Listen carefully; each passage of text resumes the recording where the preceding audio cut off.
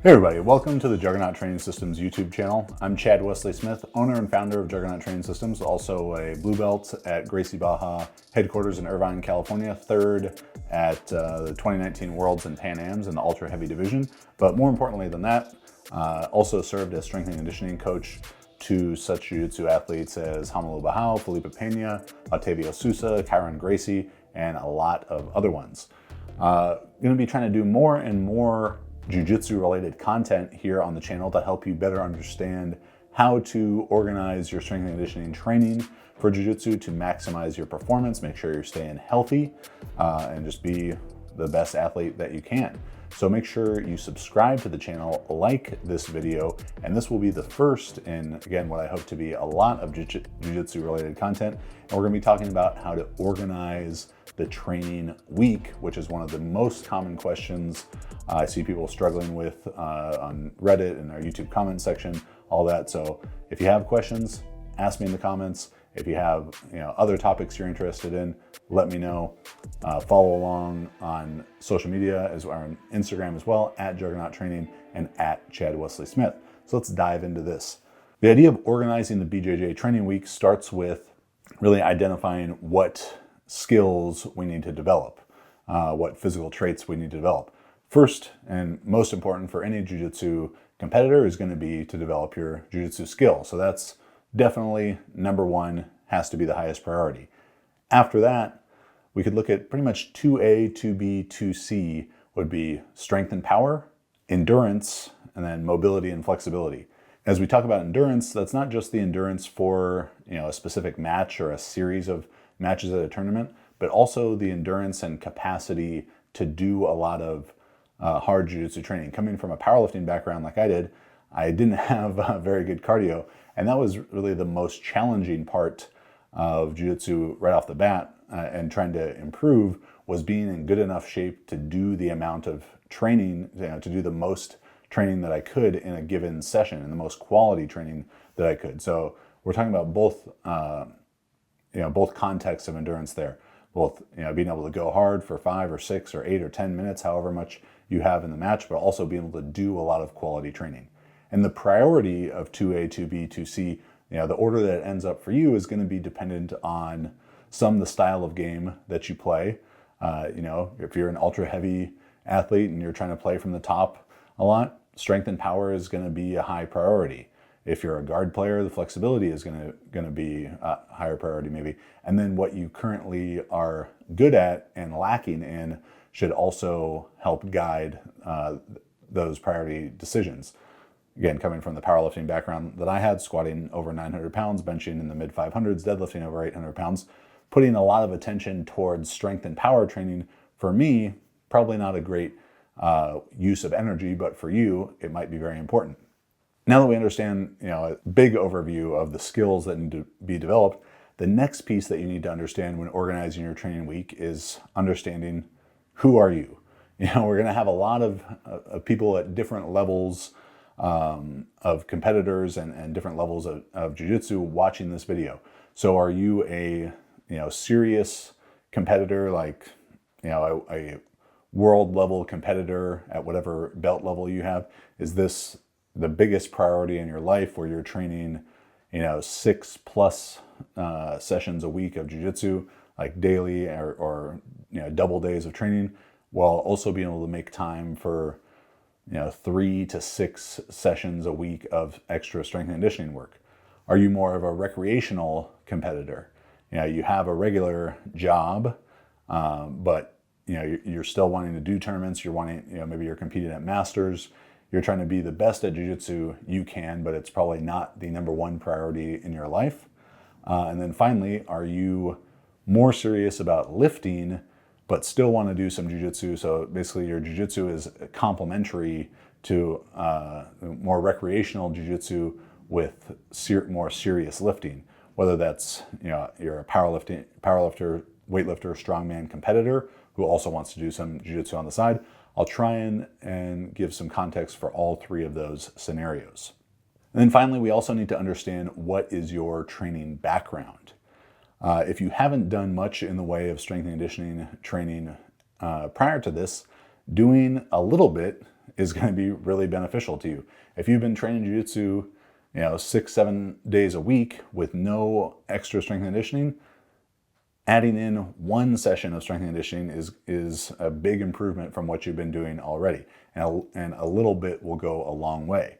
Now, if you're already really well developed in one of these areas, whether that's strength, endurance, flexibility, whether that you've done that through your jiu-jitsu training and complementary training to that, or you're coming from another sport like me, a strength sport, hopefully you have well-developed strength, an endurance sport, maybe you were a triathlete or a CrossFitter or something beforehand, and you have really good endurance, or perhaps you were a gymnast and you're super flexible as you transition to jiu-jitsu, you're not going to have to dedicate a lot of energy towards your strong area to maintain that, considering that you probably are already good enough in that realm to be more successful than you currently are as a jiu-jitsu competitor. You need to bring up the other components to match.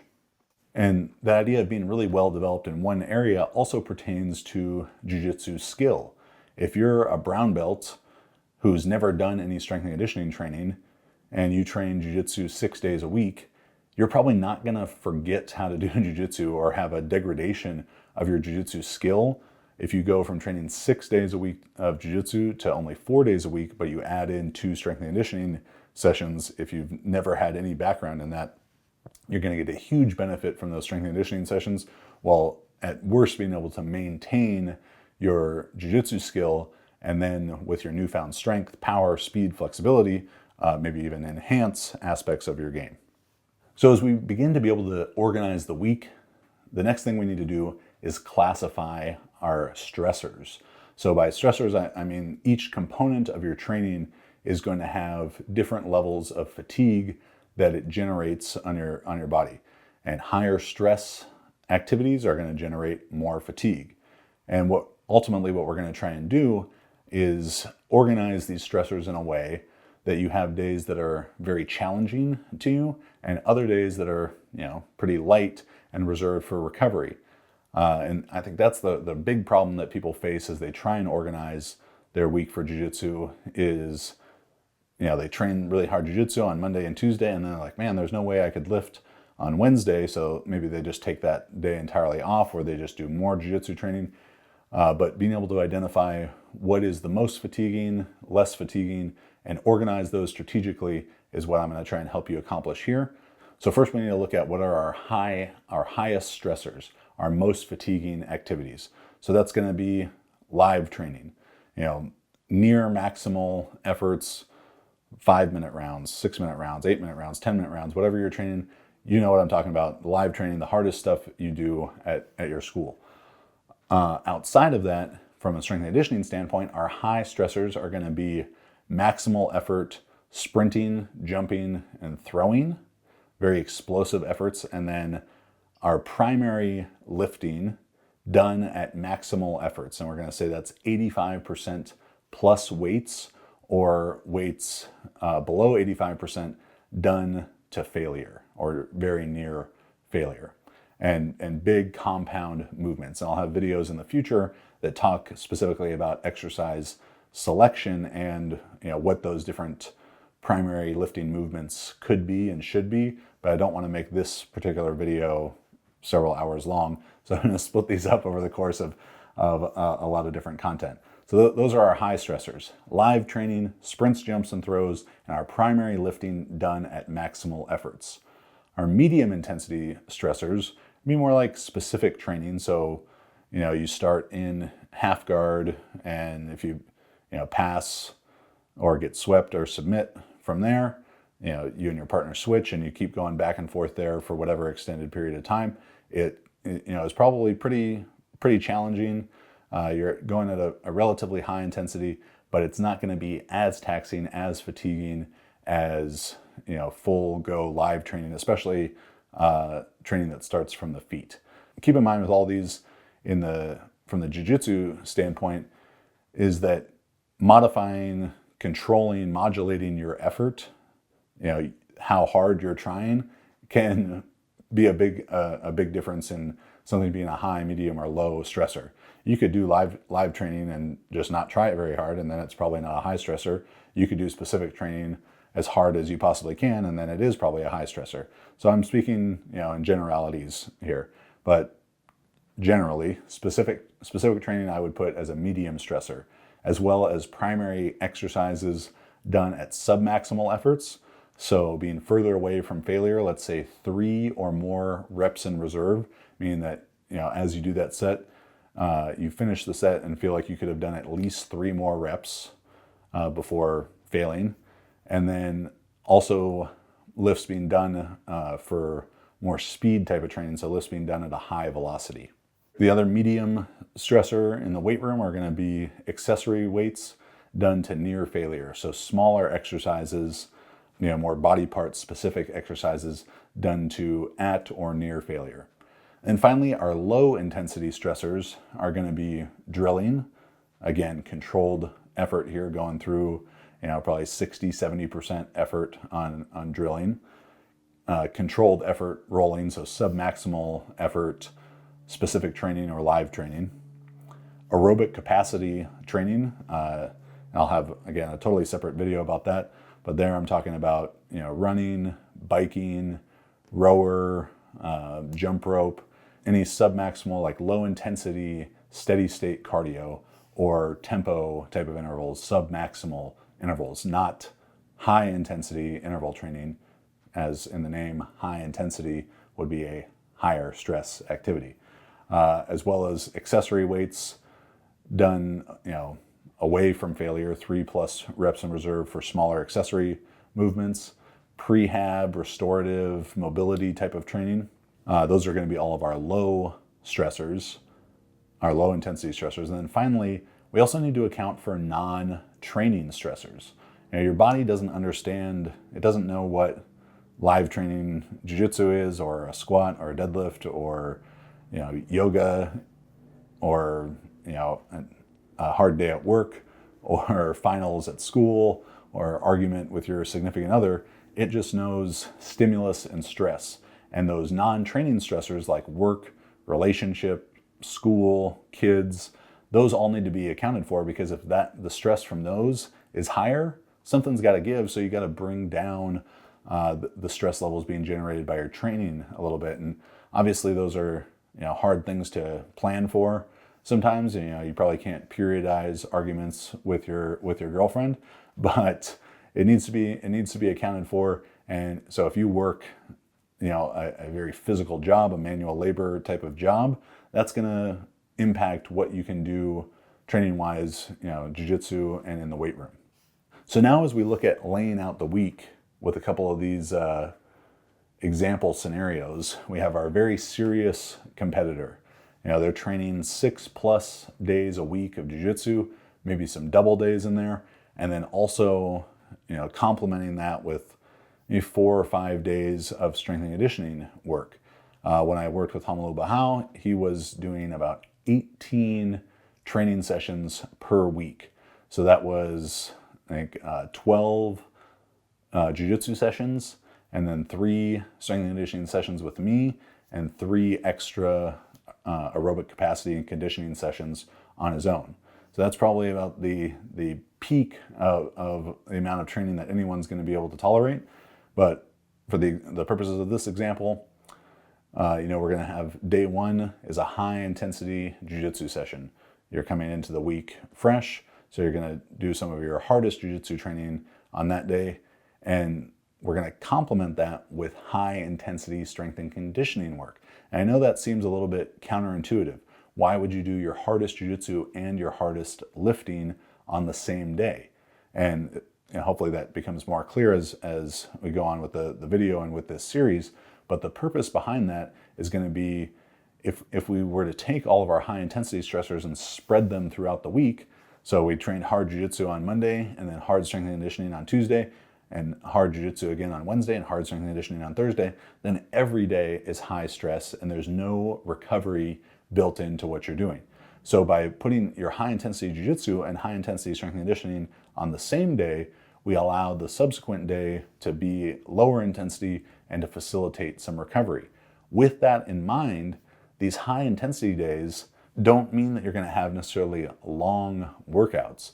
Now the jiu-jitsu workout maybe, an hour, hour and a half, 2 hours.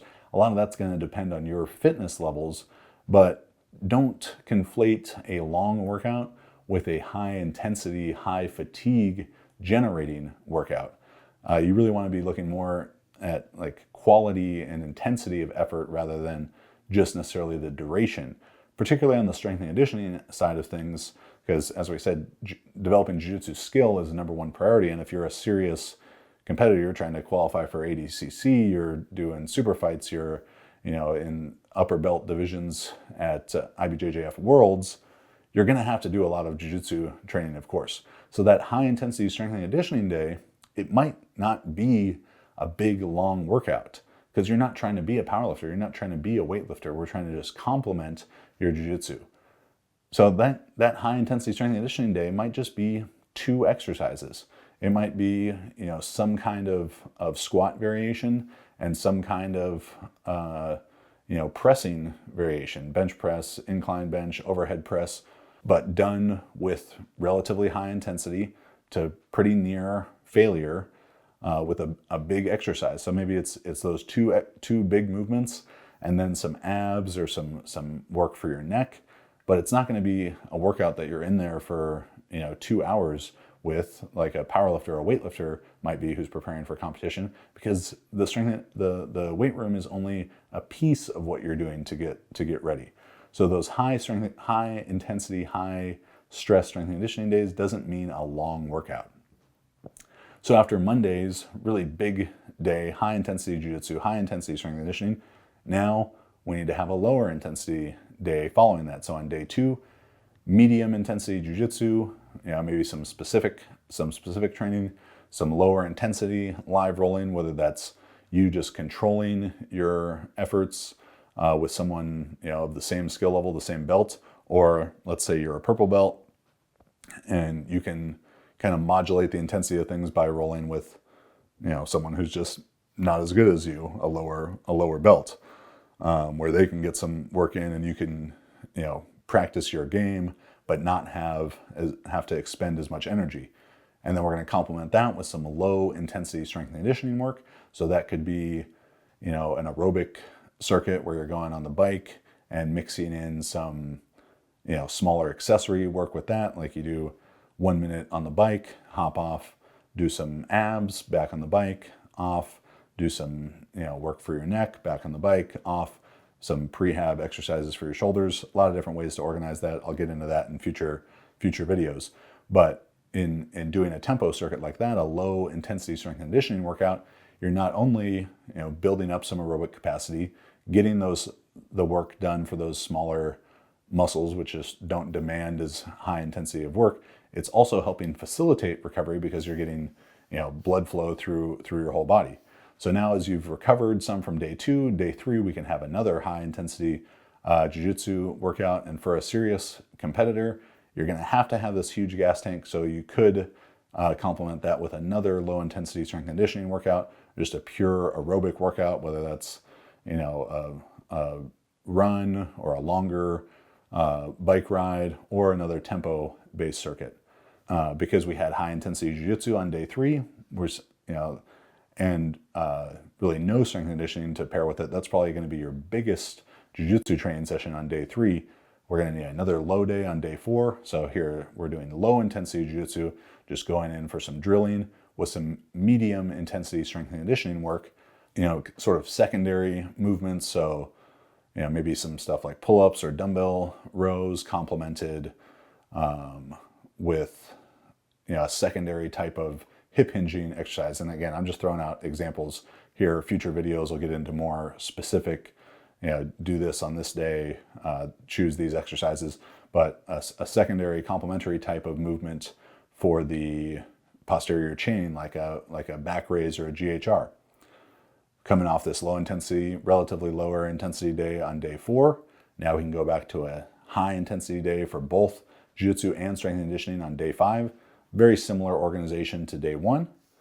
Because that's such a hard day, we now need a little bit of a stress reduction on day 6, medium intensity jiu-jitsu, low intensity strength and conditioning, and finally day 7, maybe a day off from jiu-jitsu, just doing some aerobic work, I'd highly encourage you towards some aerobic work that's, it doesn't feel like you're doing a workout necessarily, whether that's, you go and play a game of pickup soccer or basketball, you go for a run, go for a bike ride down at the beach, whatever it is. It's got some relaxation to it, which is going to be good for recovery, as well as still getting a little bit of aerobic capacity in.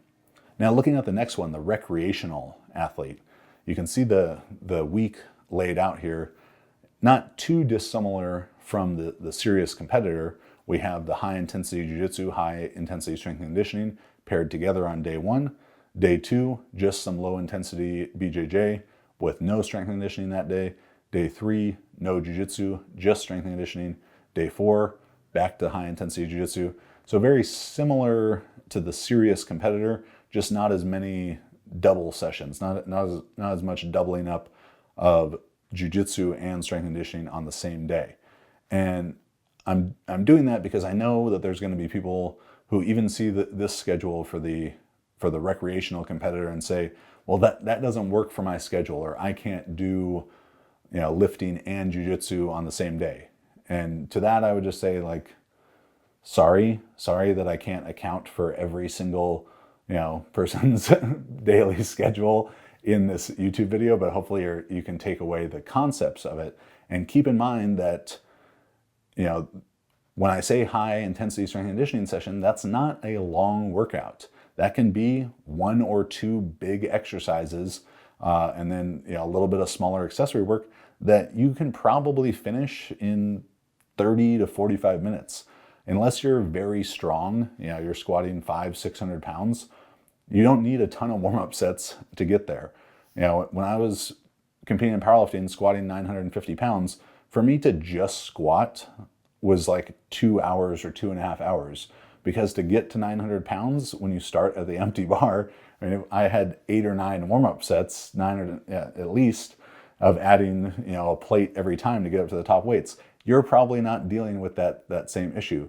And hopefully your fitness levels, your just general fitness levels are high from jiu-jitsu, so you can move pretty quickly through the workout, at least through the warm-up components of the workout, and then get a couple high-quality sets in. It might be that high-intensity jiu-jitsu workout, and then you grab some food and you go to the gym and get a 30-minute workout done where you just do one big exercise. You go up and do 3 or 4 hard work sets of deadlifts, then do a quick circuit of like abs, neck, and some back raises, and then you're out of there. You're back home, see your kids, live your life, do what you're going to do there. So the stuff, it doesn't have to be big workouts. They can be, small workouts. Even for the high intensity days, it can be short. Those lower medium days, you can organize them into a circuit. You can do them pretty quickly, not necessarily quick to make them like a conditioning piece, like you're doing a CrossFit Metcon, but just moving at a good pace, building up some work capacity while you're getting the exercises done that you need to do. And those can be 20 or 30-minute workouts with minimal equipment. Like, you finish a jiu-jitsu class and you've got a kettlebell, in your car and some bands or something, and you just go through a quick session of kettlebell swings, push-ups, kettlebell rows, and go through that circuit 4 or 5 times, and you're done in 20 minutes, and you got quality work done.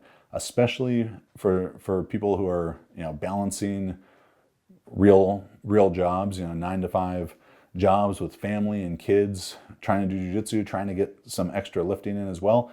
I understand you got a lot of stuff going on, but getting that 20-30 minute workout in is so much better than just saying, I don't have time and doing none.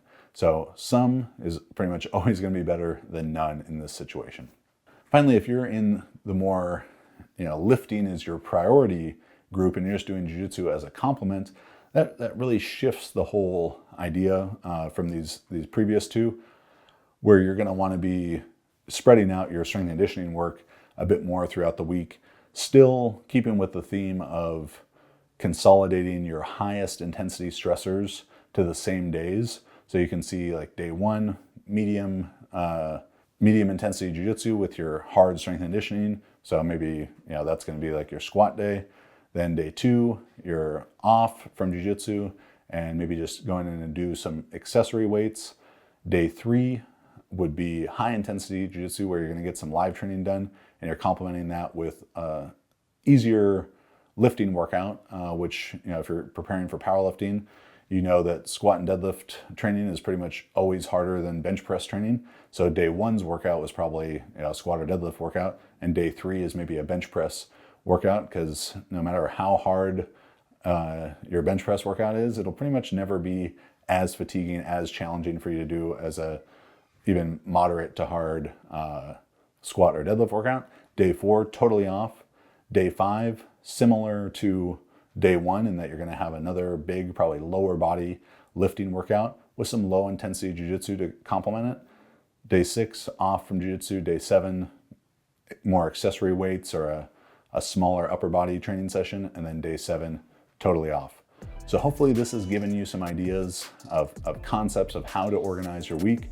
Sorry that I couldn't, go through every possible scenario of how many days a week you want to train jiu-jitsu and how many days a week you want to lift, but the principles should help guide your decision-making process. Make sure you subscribe to the channel, like this video, and look for more jiu-jitsu content from me, Chad Wesley Smith, and Juggernaut Training Systems coming up in future weeks. Thanks for watching, and see you next time.